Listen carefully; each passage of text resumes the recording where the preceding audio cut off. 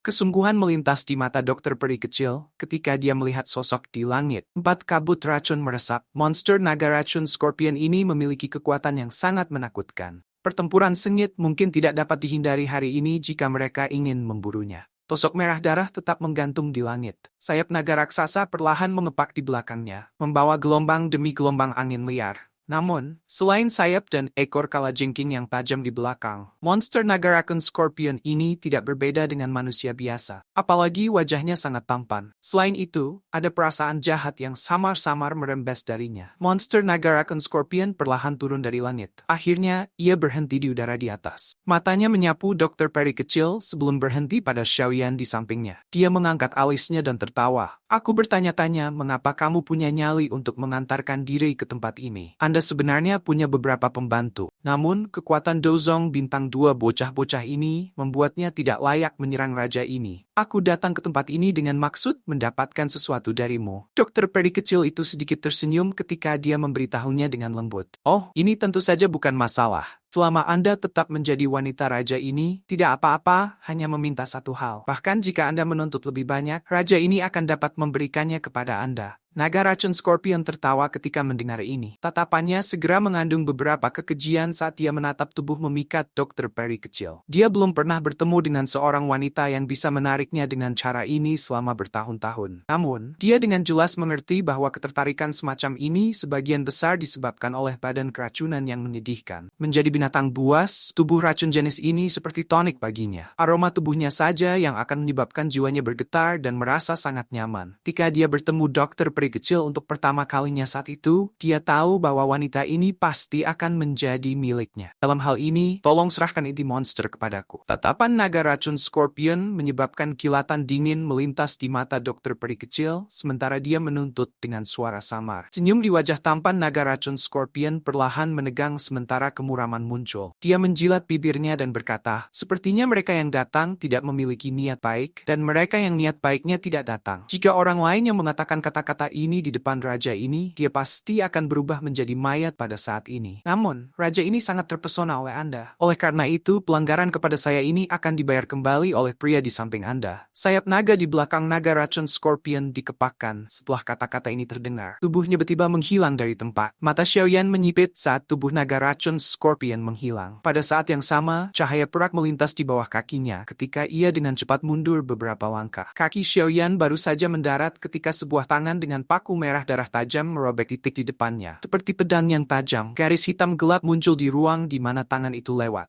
Ruang kosong di depan mengeluarkan terkejut ketika serangan itu meleset. Segera, tubuh naga racun Scorpion muncul dengan cara yang tidak biasa. Tatapannya gelap saat dia melirik Xiaoyan. Tanpa mengucapkan sepatah kata pun, dia mengeluarkan suara swoosh ketika sosok hitam bergegas keluar dengan cara seperti kilat menembus langit. Dalam sekejap, itu muncul di depan dahi Xiaoyan. Ekor kalajengking yang luar biasa tajam telah muncul. Ujung yang tajam berisi warna merah terang. Jelas, itu memiliki racun yang mematikan. Ujung ekor kalajengking yang tajam menusuk dahi Xiaoyan dengan cara seperti kilat. Setelah itu menembus dahinya, tetapi tidak ada darah segar yang muncul. Bayangan, kejutan segera melintas di mata naga racun Scorpion ketika dia melihat adegan ini. Dia menyapu pandangannya, hanya untuk melihat sosok perlahan muncul beberapa puluh meter jauhnya. Sosok itu adalah Xiaoyan. Anak nakal yang baik, aku telah meremehkanmu. Naga racun Scorpion juga merasa terkejut ketika dia melihat Xiaoyan menghindari serangan dari ekor kalajengkingnya. Namun sebelum dia bisa bertindak, pilar doci ungu keabu-abuan melesat dari belakangnya, disertai dengan suara angin yang berhembus deras. Cantikan kecil, serangan kecil ini tidak berguna untuk raja ini. Naga racun Scorpion tertawa ketika dia merasakan angin dari belakangnya. Ekor kalajengking di belakangnya menusuk dalam sekejap. Setelah itu